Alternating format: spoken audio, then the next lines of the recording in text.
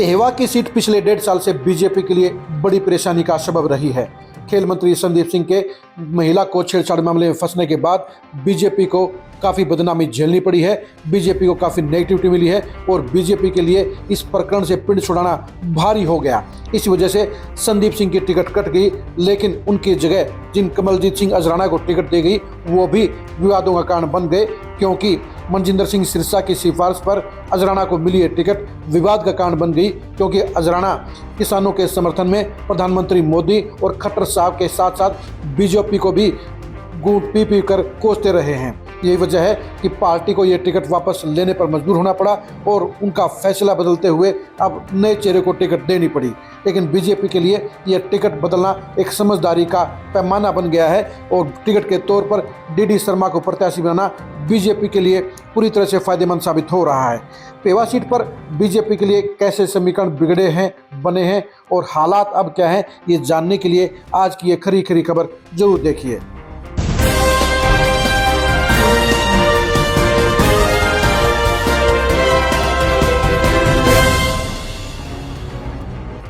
Pewa seat पर संदीप सिंह का ticket कटना 1 साल पहले से ही तय हो गया था, क्योंकि बदनामी के चलते बीजेपी किसी भी सूरत में उनको टिकट नहीं देना चाहती थी। विधायकों की कटने वाली लिस्ट में सबसे ऊपर संदीप सिंह का नाम था। अब सबसे बड़ी चुनौती ये थी कि उनकी जगह किसे टिकट दी जाए।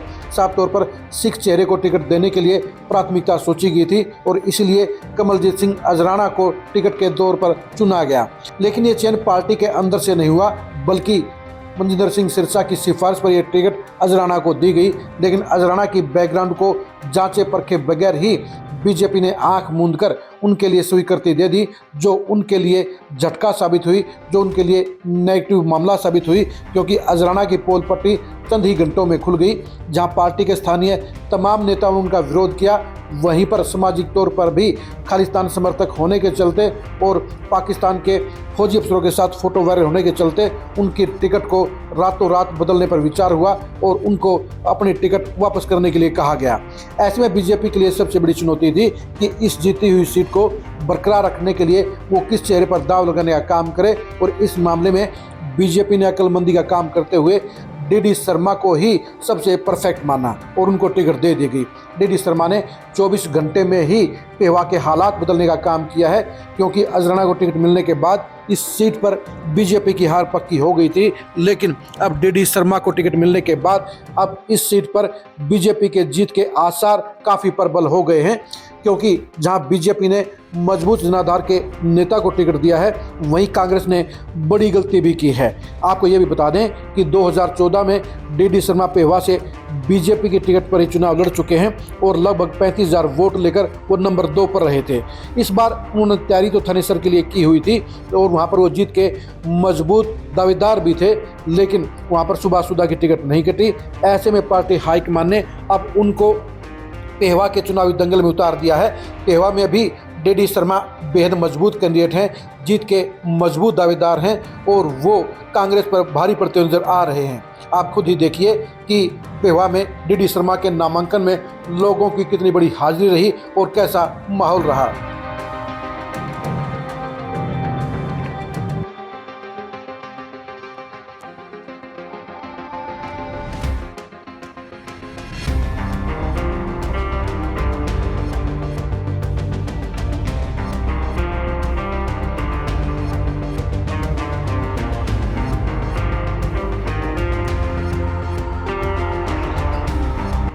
आपने देख लिया होगा कि डीडी शर्मा के नामांकन में लोगों की भारी भीड़ उमड़ी थी, उनके साथ में हजारों लोगों का काफिला था और डीडी शर्मा ने 24 घंटे में दिखा दिया कि उनके साथ में कितना दमखम है, उनके साथ में लोगों की कितनी बड़ी फौज है और उनके साथ में कितनी बड़ी टीम खड़ी हुई है। बीजेपी के कैडर के साथ साथ आम लोगों में भी डीडी शर्मा को लेकर कोई नेगेटिविटी नहीं है और वो बदलाव के प्रतीक के तौर पर पेहवा में जीत की पहली चॉइस बन गए हैं। इसके लिए कहीं ना कहीं कांग्रेस की गलती भी रही है।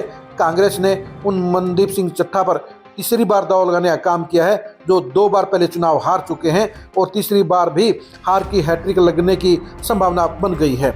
अगर कांग्रेस यहां पर संदीप ओंकार को टिकट देती तो हालात कुछ और होते, तब संदीप ओंकार ये सीट जीत सकते थे। लेकिन अब संदीप ओंकार ने भी निर्दलीय फार्म नहीं भरा है, क्योंकि उन्होंने भी देख लिया कि जब डी शर्मा मैदान में उतर गए हैं तो उनको चुनाव नहीं लड़ना चाहिए। ये उनकी समझदारी भी कही जाएगी, क्योंकि दो ब्राह्मण नेताओं के चुनाव मैदान उतरने के बाद दोनों ही मात खा जाते और उनके बीच से मनदीप चट्ठा निकल जाते। पेहवा का मैदान, पेहवा के गांव, पेहवा के शहर में डी शर्मा के लिए कोई अनजानी बात नहीं है। वो इस शहर से, इस इलाके से जुड़े रहे हैं।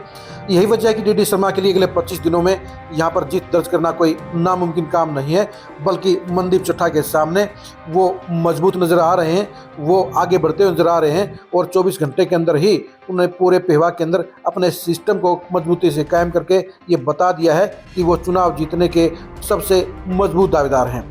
पेहवा सीट के ऊपर जहाँ पूर्व विधायक रहे जसविंदर संधू के दोनों बेटों ने कांग्रेस और इनेलो से बगावत कर दी है, तो वहीं पर आम आदमी पार्टी की तरफ से भी मजबूत प्रत्याशी नहीं है। यही वजह है कि संदीप ओंकार के चुनाव मैदान से हटने के बाद अब डी शर्मा के लिए रास्ता साफ नजर आ रहा है और डी शर्मा अब इस सीट के ऊपर पहले दिन से ही मजबूत पोजीशन में नजर आ रहे हैं। कांग्रेस ने इस सीट पर गलती करने का काम किया है।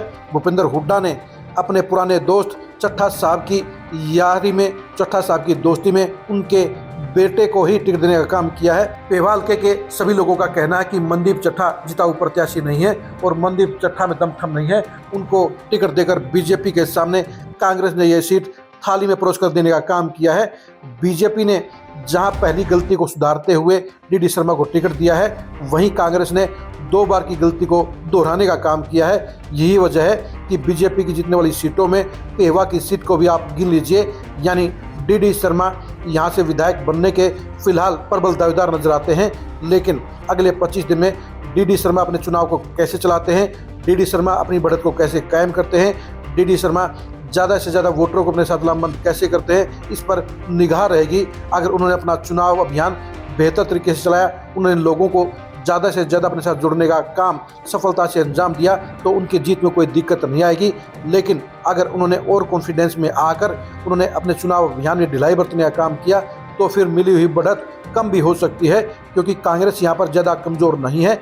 लेकिन ऐसे में मनदीप चट्ठा के सामने डी शर्मा की दावेदारी, डी शर्मा का दमखम ही ये तय करेगा कि अगले 25 दिन में क्या डी शर्मा इस बढ़त को बढ़ाने का काम करेंगे और आसानी से चुनाव जीतने का काम करेंगे, या कोई गलतियां करते हुए या लापरवाही करते हुए इस बढ़त को घुमाकर वो जीती हुई जीत को हाथ से जाने का काम करेंगे। अगले 25 दिन में पेहवा सीट पर होने वाले घमासान के अंदर की कहानी को जानने के लिए आप खरी न्यूज़ के साथ बने रहिए। अगले 25 दिन में डी शर्मा की चुनावी रणनीति को समझने और मनदीप चट्ठा की वर्किंग और उनके चुनाव अभियान को जानने के लिए भी आप खरी न्यूज़ के साथ बने रहिए। पेहवा के घमासान में डी शर्मा और चट्ठा के बीच में होने वाली कांटे के टक्कर के परिणाम को जानने के लिए भी आप खरी न्यूज़ के साथ बने रहिए। आप हमारे फेसबुक पेज को फॉलो कीजिए, आप हमारे यूट्यूब को सब्सक्राइब कीजिए। आप पेहवा सीट के बारे में क्या सोचते हैं, वहाँ के परिणाम के बारे में आपका क्या आकलन है, ये कमेंट करके जरूर बताइए। नमस्कार।